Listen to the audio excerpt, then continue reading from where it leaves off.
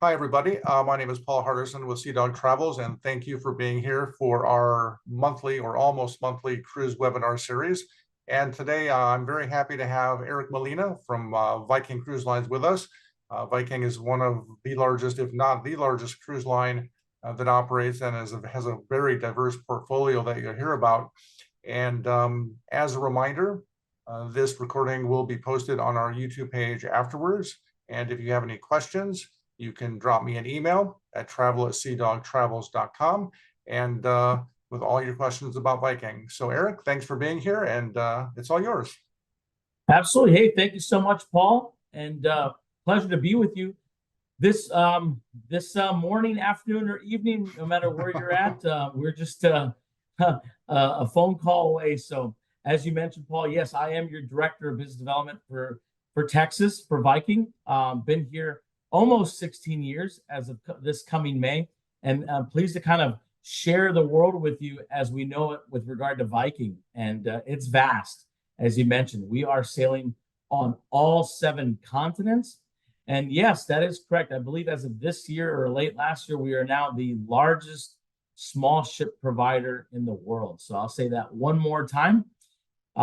We are the largest small ship provider in the world. We deliver the most small ship experiences available. Again, all 7 continents with regard to not just sailing on the rivers, but also with our vast ocean fleet, and then now with our expedition cruising, sailing into the continent of Antarctica, and also doing the Great Lakes, which we'll talk about. So we are visiting 5 oceans, 20 rivers, all 5 of the Great Lakes, and over 95 countries and over 400 ports of call. This is what your ocean and expedition destination map looks like here.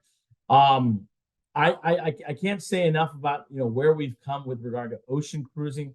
As many of you know, we did launch ocean cruising in 2013, and then we actually sailed on our first ocean cruise in 2015, doing our flagship itinerary on ocean, which was our Viking Homelands from Bergen to Stockholm. So, and we've just kind of grown from there. We do everything from the Caribbean to the Inside Passage.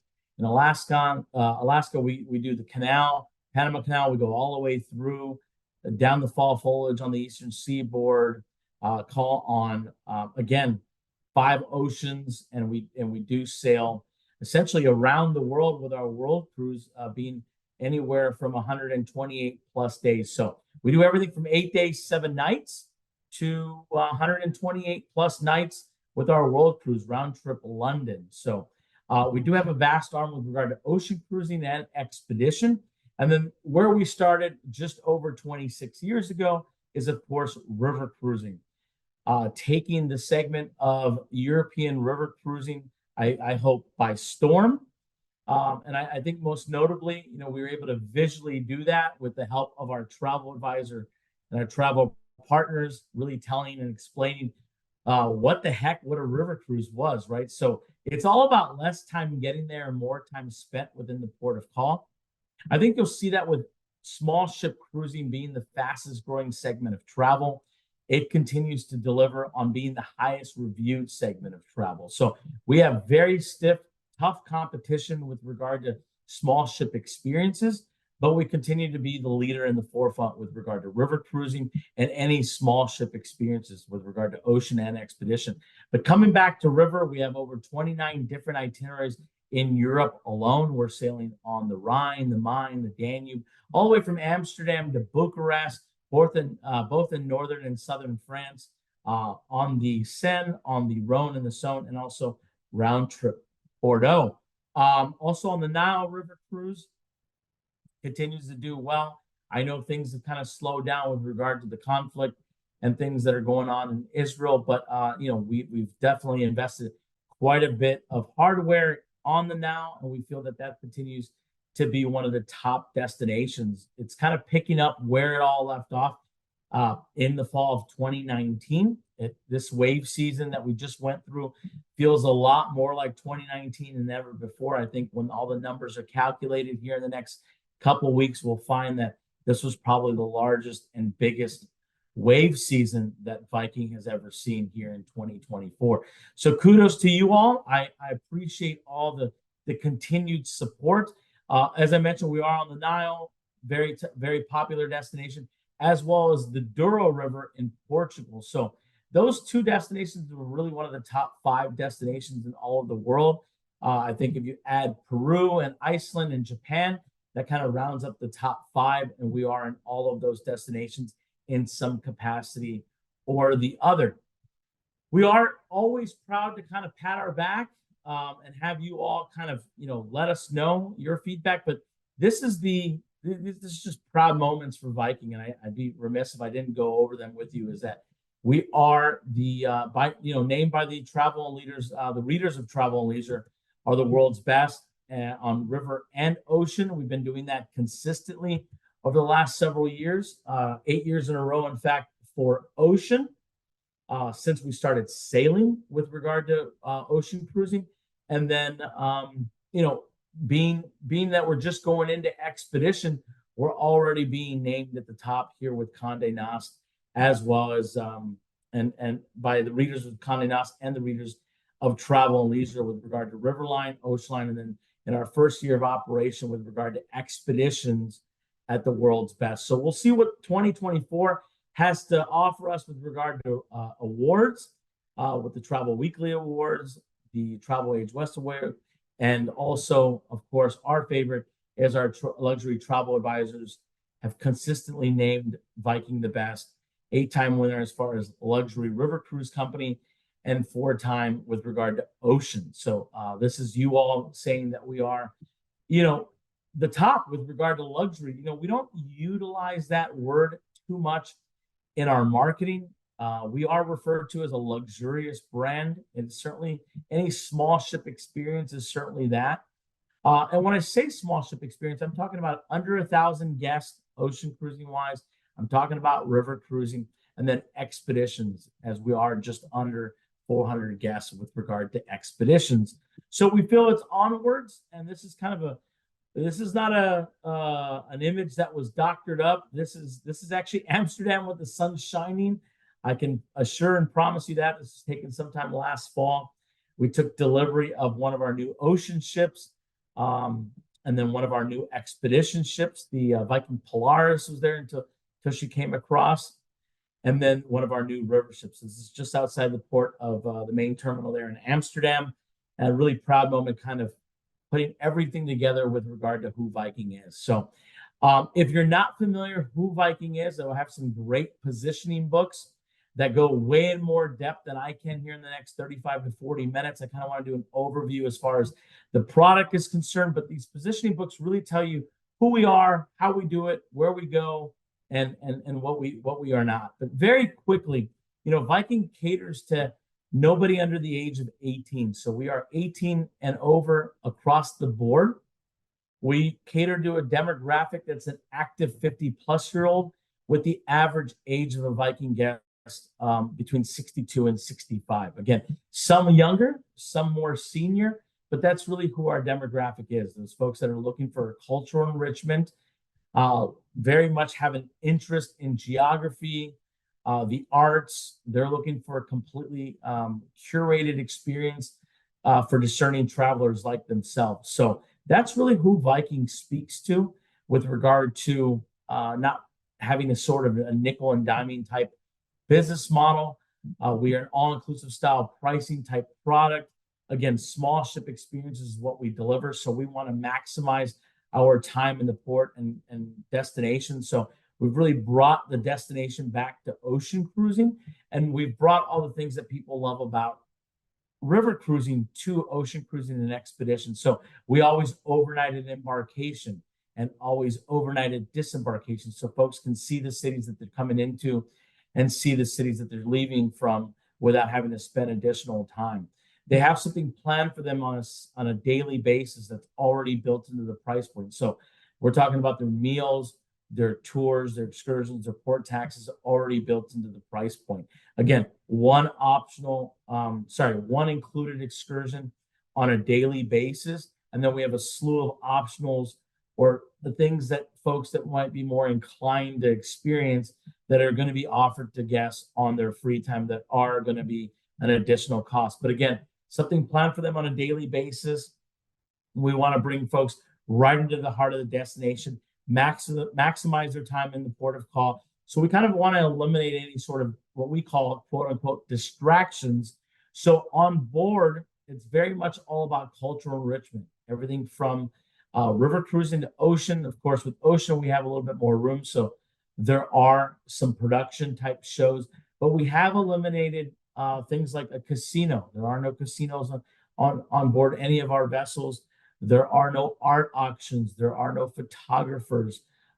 There's nothing like that with regard to sailing with Viking. It very much is all about cultural enrichment with our resident historians and guest lecturers on board ocean, and then your local folklore type entertainment on board your river cruises.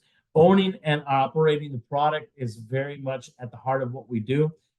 These are true Viking employees on board. We don't contract out any sort of hotel staff or culinary staff. So that's very important to us. There's not a lot of red tape at Viking.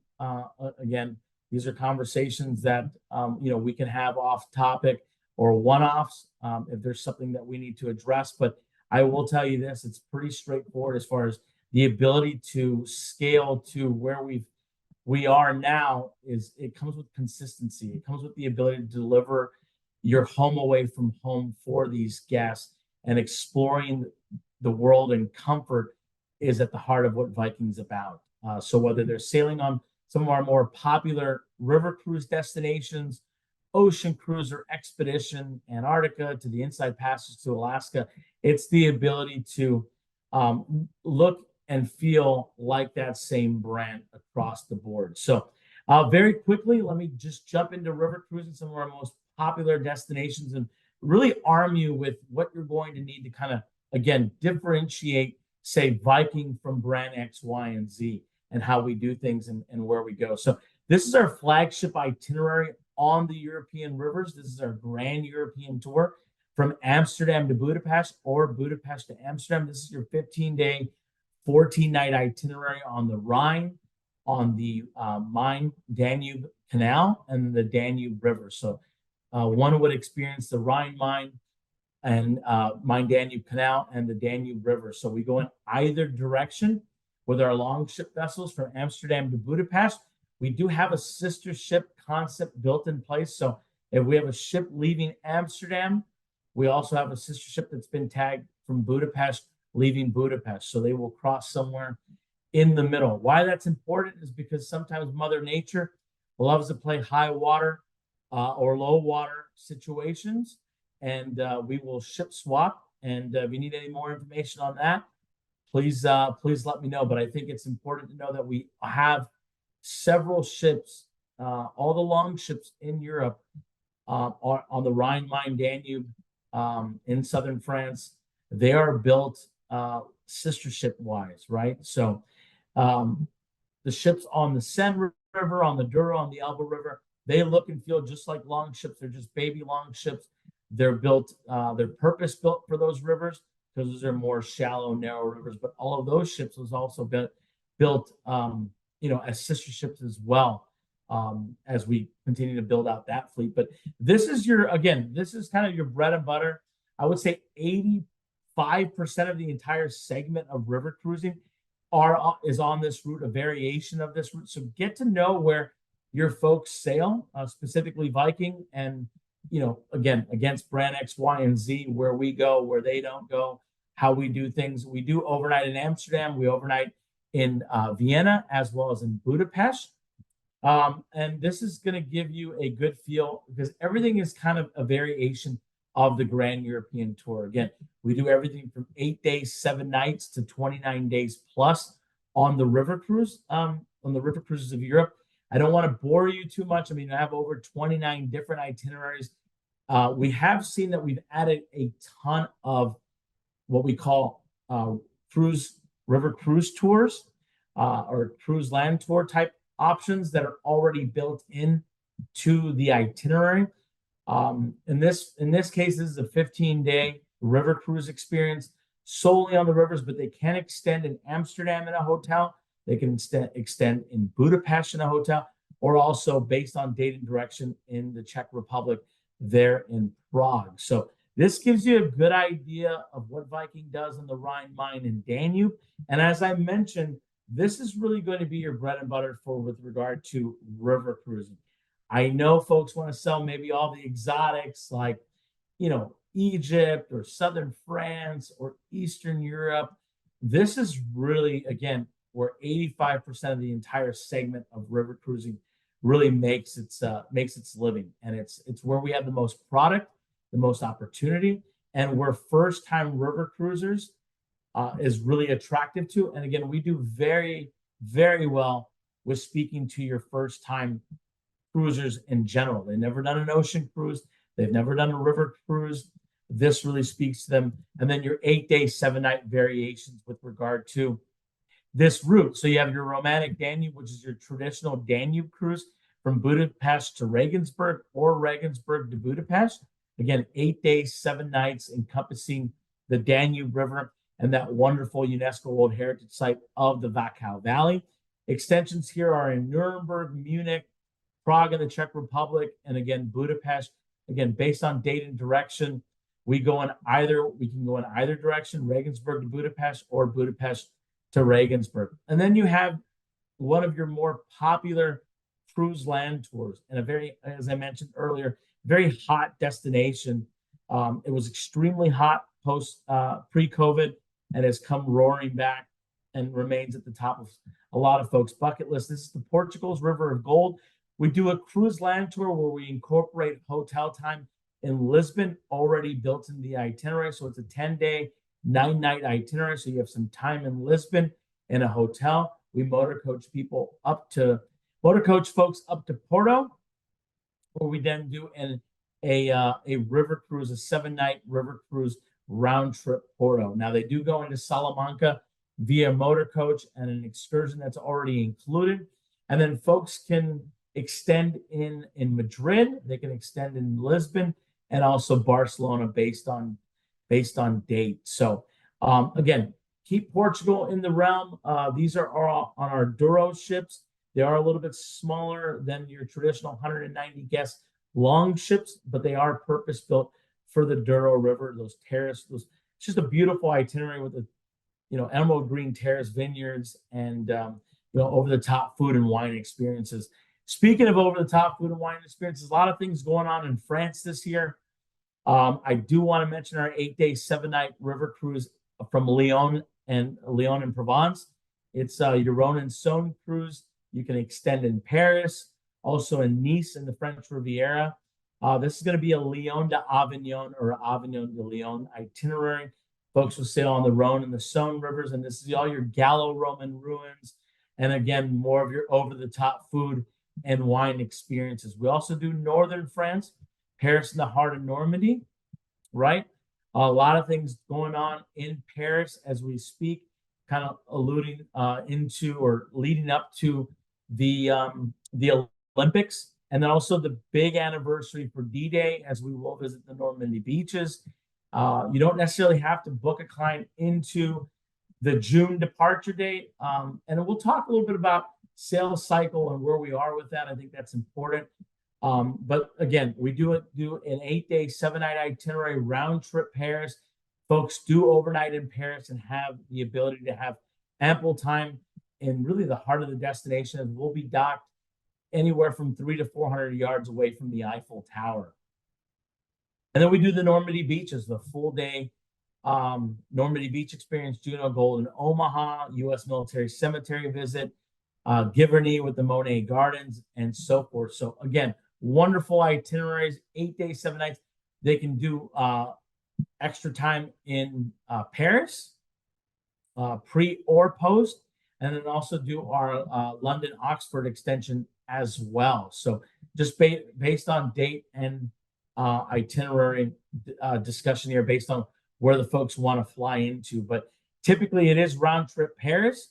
And again, they can do pre and post extensions with regard to this itinerary. But yeah, we will be there throughout the Olympic time frame. We also be sailing and really highlighting the big 80th year anniversary for the for D-Day. And again, that celebration really has already started. It'll go on through our last sailing in November.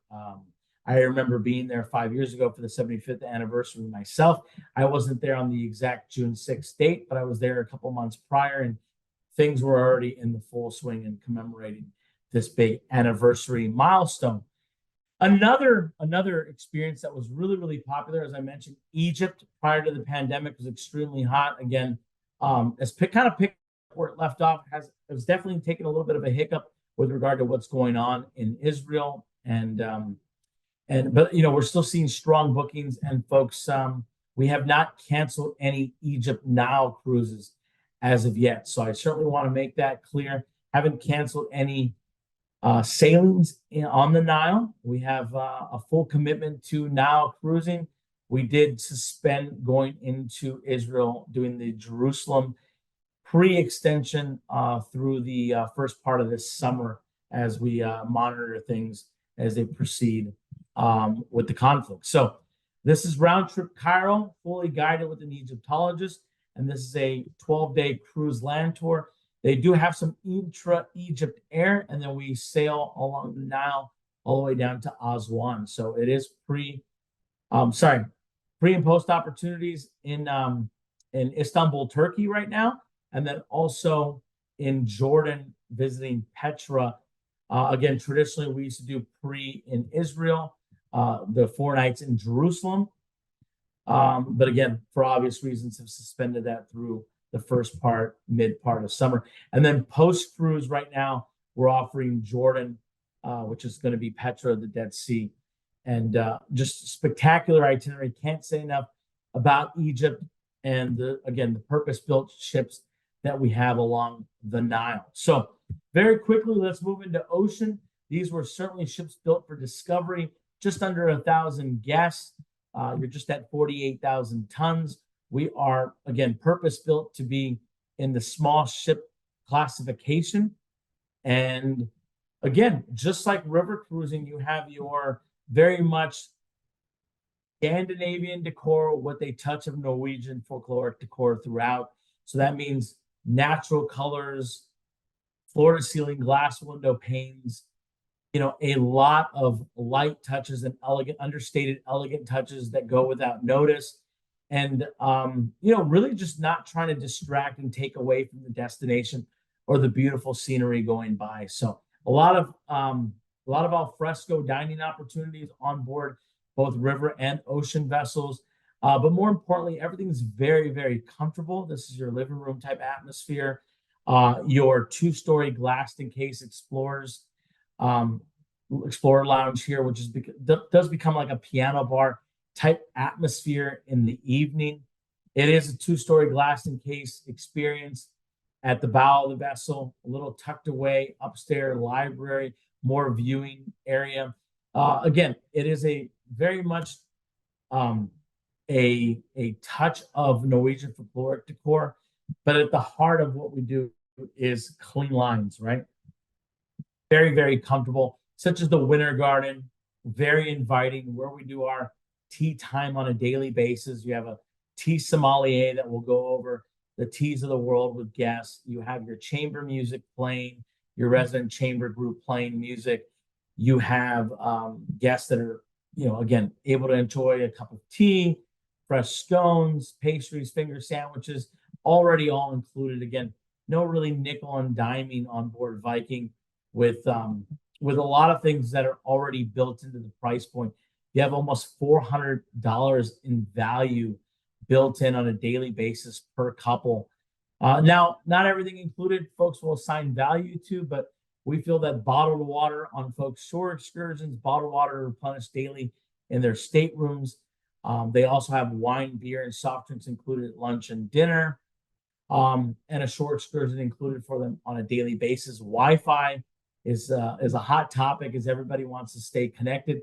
We do also include that already built into the price point. And then, there are specialty restaurants on board, and we don't charge anything additional, meaning there's no reservation fee or any sort of additional fee to dine in the specialty restaurants on board our vessels on the ocean. This is your main pool. It can be covered or opened up based on where we are in the world and weather permitting. But this is really the fine art of detail with Viking. We've kind of thought of everything detail-wise, even to the small, minute details of, color coding our toiletry products and making them easy to open and putting them in a font that can be readable without readers. I know we laugh and chuckle about these things, but it's the comfort of a heated floor in every stateroom, any cabin configuration. It's the comfort of having the peace of mind that whether they're sailing with us again on any of the oceans or the passages, whether it's river, ocean, or expedition, it's going to look and feel like the Viking standard. So very quickly, you have your junior suite option. I mean, we have everything from a veranda stateroom. The nice thing about the ocean product is that at minimum, it's a 270 square foot cabin, full-size king-size bed, and a full sit-down veranda for two. That's your minimum. These are all veranda ships with regard to the ocean product. So everybody gets a full sit-down veranda. The junior suite's nice. You have a little bit more entertainment space. And then also your double vanity bathrooms and a little bit larger of a bathroom restroom experience. So in the accommodation, it kind of just goes up from there. Everything from your penthouse junior suites to your explorer suites, and then of course your owner suite. So again, any questions, concerns about the cabin configurations, I mean, all means can answer those and find minute details. And then of course our reservations team is kind of help you kind of dictate what would be the best cabin configuration for your most discerning guests. Some of the most popular itineraries as we speak with regard to ocean going cruises is our 15-day cruise from Sydney to Auckland. This is your Australia, New Zealand experience. It is jam-packed with value. If you've ever priced out a cruise in this part of the world, or also a custom FIT, you're just not going to see and do as much as you're going to accomplish here with Viking and doing a small ship experience by having to pack and unpack more than once. It's just not going to happen. It's not going to feel like this seamless put together itinerary as we've accomplished here. And it's jam-packed with value, as I've mentioned. And, we always typically have very, very aggressive air deals when it comes to getting folks in and out of that part of the world. Another one of our very much jam-packed value type itineraries that's very hot and at the forefront of where folks want to go is your London to Bergen experience. Is your British Isles Explorer. Again, just take a look at the value here built into 2 weeks. Folks are going to experience Scotland, England, and Ireland like they may have pictured it in their head by going from city to city, packing and unpacking more than once. Extensions are available here in Bergen, in Oslo, as well as in London. But the itinerary in itself is, again, jam-packed with value, really accomplishing the highlights of all three of these countries. So keep the British Isles Explorers in mind. And then one of my favorite is the Mediterranean Odyssey. I know you might have a lot of folks that have done maybe an 8-day, 7-night, your traditional type med cruise, but this is almost a 2-week experience. This is what I like to reference as the back of the boot, the Adriatic Sea, and really popular is that Croatian coastline. Folks will start in Venice and in Barcelona or vice versa and get all the highlights of those 8-day, 7-night med cruises that they may have done, but also get the Ionian Sea, the beautiful over-the-top Adriatic Sea through the Messina Strait, and not to be missed, of course, their time in Naples, the ability to go out to Pompeii, and then, of course, highlights like Rome, Toscana there in Florence, the French Riviera into Marseille as well, and completing or starting in Barcelona. Extensions in Barcelona and Venice are also available, as well as in Tuscany and in Rome. So keep all of this in mind. It's a great opportunity for folks that have not seen what I would call the back of the boot or made it down to the heel or the ankle of the boot. So all wonderful opportunities, really the most popular destinations. I mentioned Alaska. I'm not sure what happened to my Alaska slide, but as you all know, the heart and soul of your Alaska Cruises, we do it a little bit different. We do 11 days, May through early September. And we have less departures because it is an 11-day itinerary. So as opposed to just doing your 7-night turning around, we do the inside passage. So Vancouver to Seward. And a lot of what we do here is we combine that with land, right? Your Denali Explorer and your pristine Alaska. So for those of you that have sold a lot of Alaska and are maybe Alaska experts, you know, the heart of the destination of Alaska is really land, right? So we do our very best and put our best foot forward with regard to the comprehensive things that we put together with regard to the land portion of the cruise.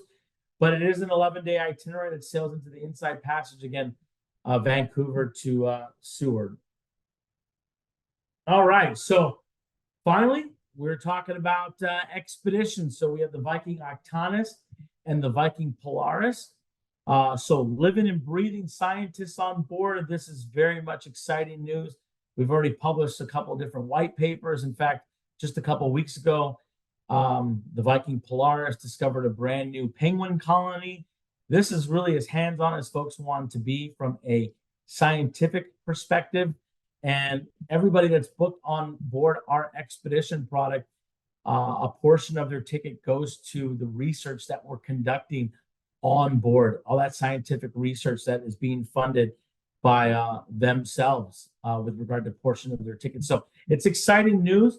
But as far as the destination is concerned, we are sailing in the Arctic and then all the way down into Antarctica, right, as well. So, and then I wanted to highlight today because it's kind of an afterthought, but doing extremely well, maybe because it's a closer to home option. We have plenty of closer to home options. Don't rule us out with regard to ocean cruises. We have over 30 different itineraries that start or end in North America. I'll say that once again. Don't rule us out for ocean cruising. We're not just, you know, somewhere far and beyond overseas.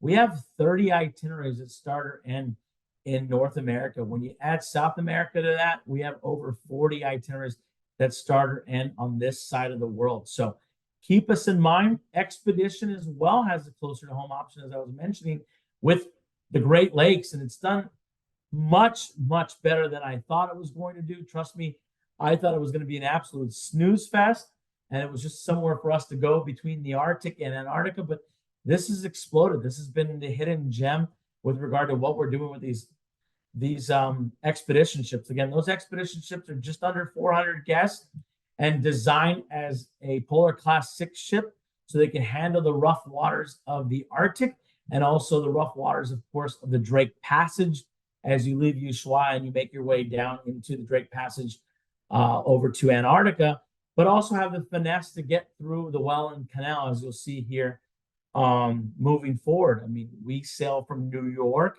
all the way to Milwaukee and everything between. So we're able to visit all 5 Great Lakes with the expedition product. Was really exciting. So this is probably our most popular 13-day experience. This is New York to Toronto. So into the Gulf of St. Lawrence, through the St. Lawrence River, all the way into Lake Ontario, into Toronto. And then most popular 8-day, 7-night experience is going to be Toronto to Milwaukee.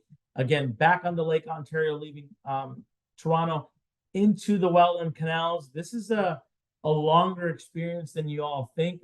Think Panama Canal of the Great Lakes, and it's a tight squeeze through the Welland Canal. So, but we do make it all the way through into Lake Erie, visiting Point Pelee, the Ford Museum there in Detroit, into Lake Huron, above and over the glove of the state of Michigan, with Mackinac Island, Traverse City, and into Milwaukee, there into Lake Michigan. So this is our most popular 8-day, 7-night experience, Toronto to Milwaukee. And then we do a couple other 8-day, 7-night variations from Milwaukee to Thunder Bay with some very little nuances and differences here by going into and around Little Current, you know, Georgian Bay, Lake Huron, into Thunder Bay, and then Thunder Bay back down to Milwaukee, visiting Duluth and the Apostle Islands, and Houghton there, so in Michigan. So again, these are all viable options. They've become very, very popular.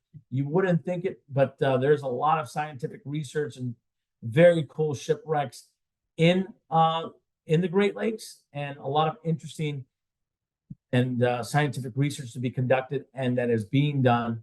And there's just so many toys on board the expedition product, whether it's our submersibles down in Antarctica, our military grade Zodiacs, our very cool, SOBs. You are talking about, whether it's ice time folks are looking for down in Antarctica, whether it's kayaking on the Great Lakes and visiting the old Americana type of untouched cities.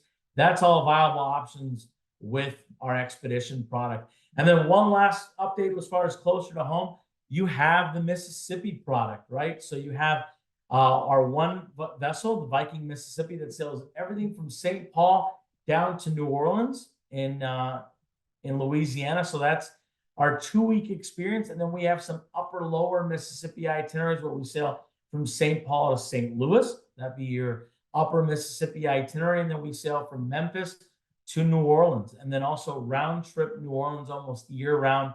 That's going to look like March through December timeframe when we do round trip New Orleans. So a lot of viable options that are closer to home. Also, of course, all 7 continents. So it's exploring the world with comfort at Viking. Status quo when it comes to continuing to build ships. We're at the heart Vikings, so we'll continue to build ships and add to our fleet. I think most importantly, as advisors, we want to remember the consistency and what's made Viking the brand it is today.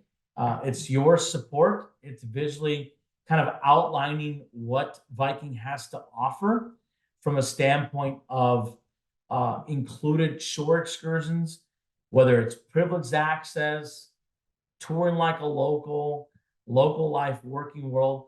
These are all viable options with Viking. We may all want to see the Rhine, or we might want to see the Danube, but we don't all want to see it the same. So there are certainly options there. It's an all-inclusive type style pricing with Viking.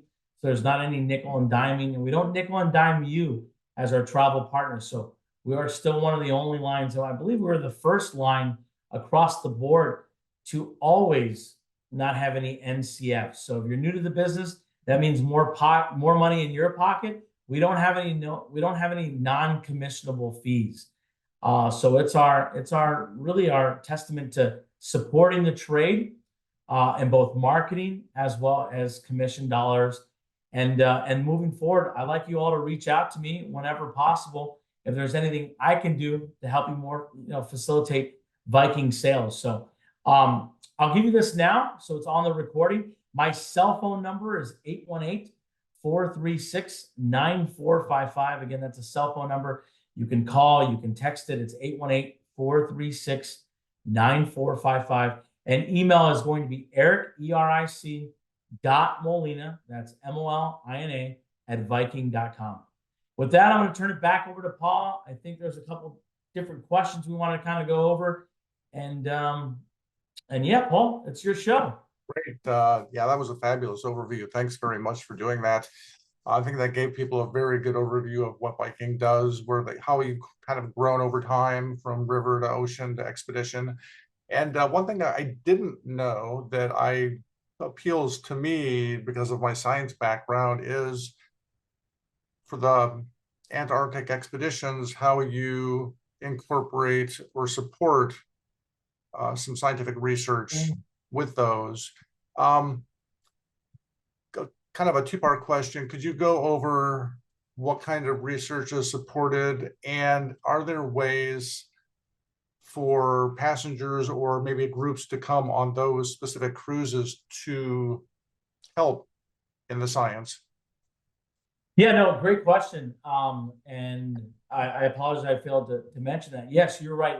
It's being supported with every ticket purchase, right? And I know that sounds silly that we still call them tickets, but that comes from Torstein Hagen. He's our chairman and founder, and he used to walk around when I was still back in reservations on a Sunday and ask what people were asking for, and how many tickets have been purchased today, and that's a word that comes from him. So I still utilize it.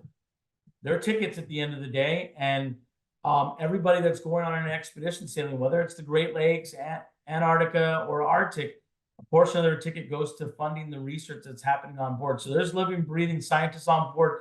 They have their lab. They've been funded. They're not waiting for funds. And we work with some of the most major groups and outfits out there with regard to Antarctica and the Great Lakes. So there is scientific research happening on every single sailing. Now it's up to the guests to get as involved as they'd like to be, or for lack of, they can not participate in any of it, but they can be as involved as, collecting of samples. Just keep in mind, there's a weather balloon deployed on every single sailing that has to do with regard to that sailing. So there's that scientific research going on. There's plastiques research being conducted with regard to plastic level, in the oceans or the various areas that we're in.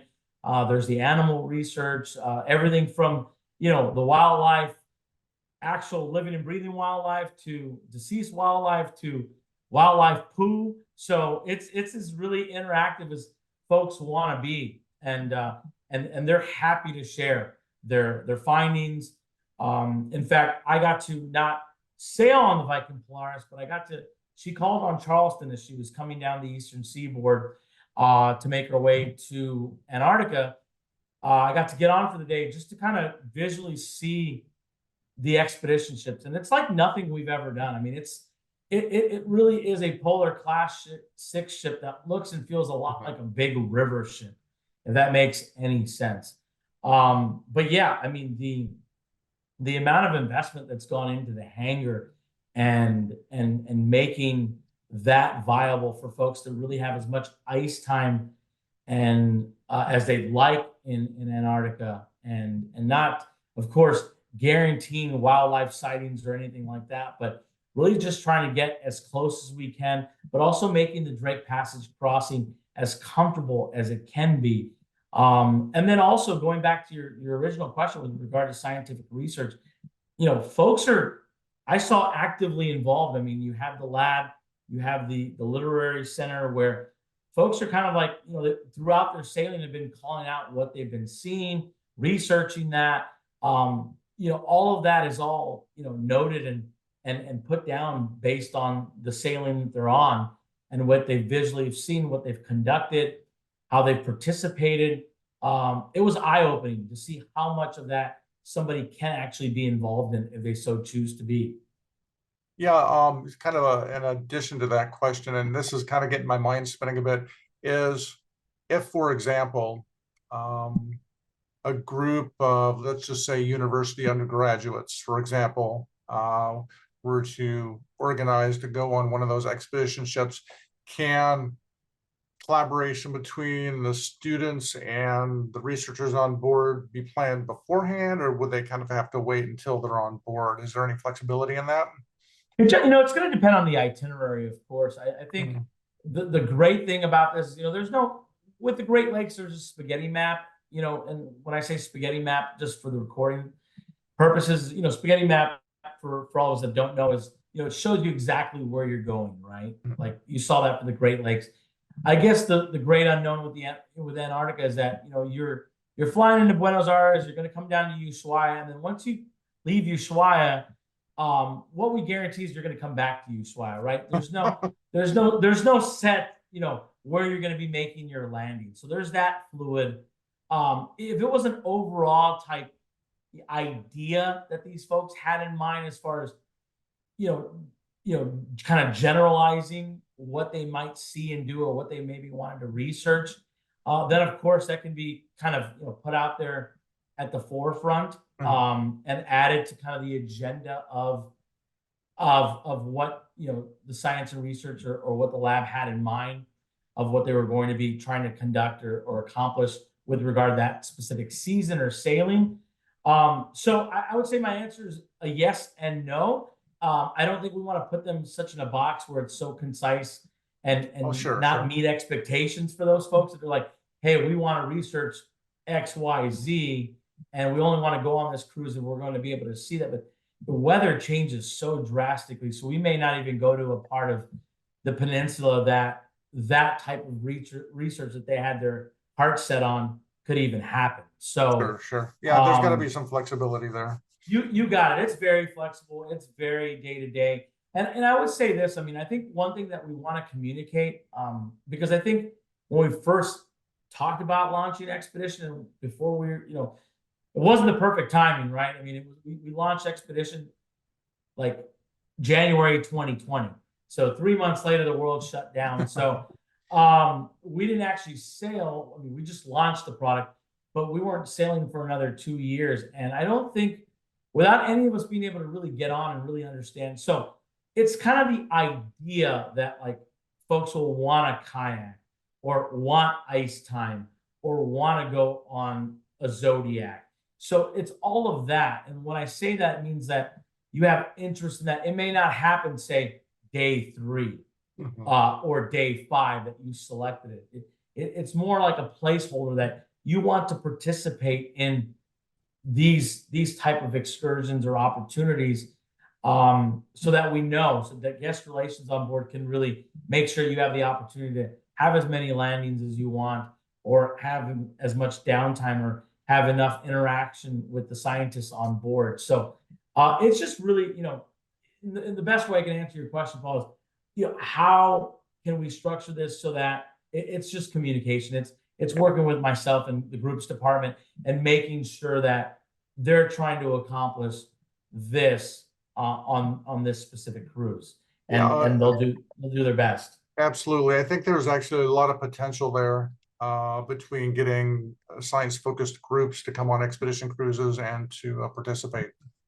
I agree, and I don't think we talk about that enough. I mean, we've put our partnerships, which are world-renowned partnerships. I mean, it's the amount of experience that comes to our expedition. I mean, we might be new in that segment of travel, but the experience and the people that have come over to work for Viking and with Viking, as far as partnerships, are just top notch. They're, it's some of the folks that are top of the world, but that's all we've done is just kind of slap that on the brochure and say, hey, this is who we work with. I don't think we've done that great of a job as far as communicating on how hands-on this really can be, and really capturing, whether it's people that are current professors or working in certain fields. I mean, ultimately, I know that this is kind of supposed to be a vacation, but it is adventure travel at the heart of it. Is. Right? It is. It is expedition. I mean, you have to be healthy enough to travel to Antarctica. I mean, it's one of the only products where we require, that health survey, and you have to have doctors sign off on it. So it's more than that, and I think we need to, and you'll see us start to do that. I think we have already started that marketing cycle where we're talking more about that with our advisors, and just kind of getting those light bulbs to turn on, right? I mean, but as far as the potential groups that would share the interest to do something like this. Right. All right. Good. Yeah, but I may follow up with you on that. But one more question for this.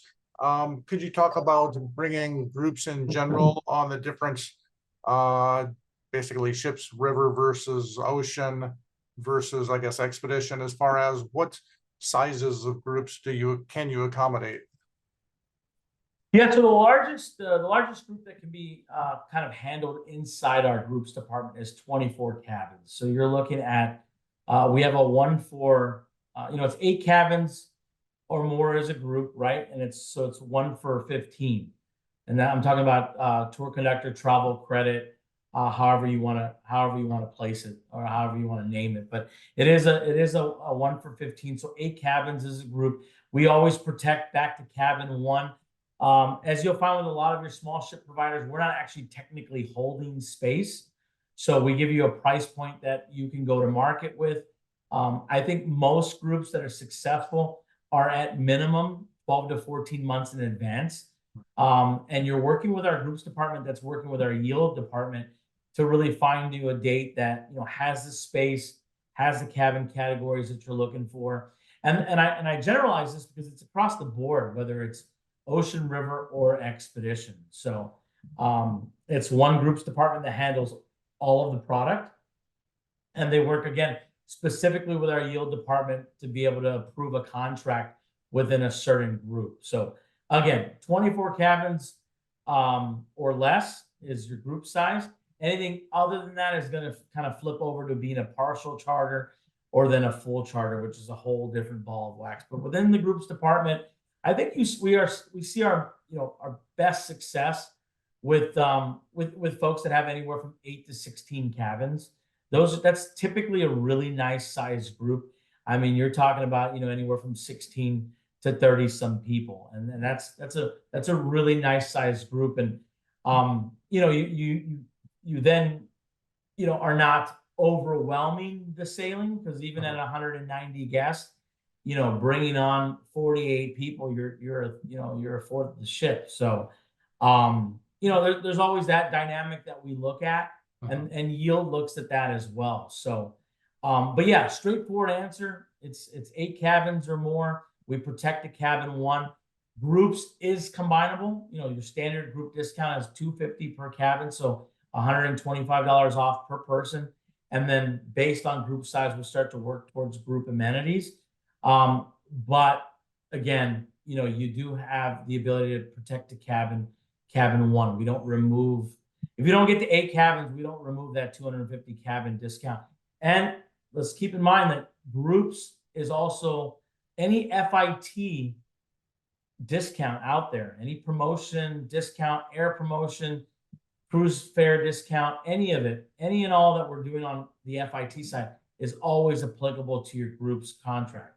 So, and then they're getting the additional 125 off per person. So, I think it's, I think, again, if you get the right date, we work together, we market it correctly, there's enough time, we get the right group on board, that are like-minded and kind of have I would say pulling out group space and just trying to sell into it without a common denominator or interest, those don't seem to catch on. Not that we don't have those, but I think you're going to do a lot better with your folks that already have some sort of like-minded connection in mind. Right, absolutely. All right, fabulous. Yeah. Thanks for all that information. That was excellent. And yeah, thanks for being here and taking out some time in your day, Eric. I look forward to working with you and sharing the joy of Viking with everybody. Hey, thank you so much. Appreciate the opportunity, and have a wonderful April as we move into the rest of this year. Took a deep breath there because it's been a whirlwind, but thank you all so much. Appreciate the support, and get out there and book some travel. Absolutely. Onward and upward. Bye-bye now.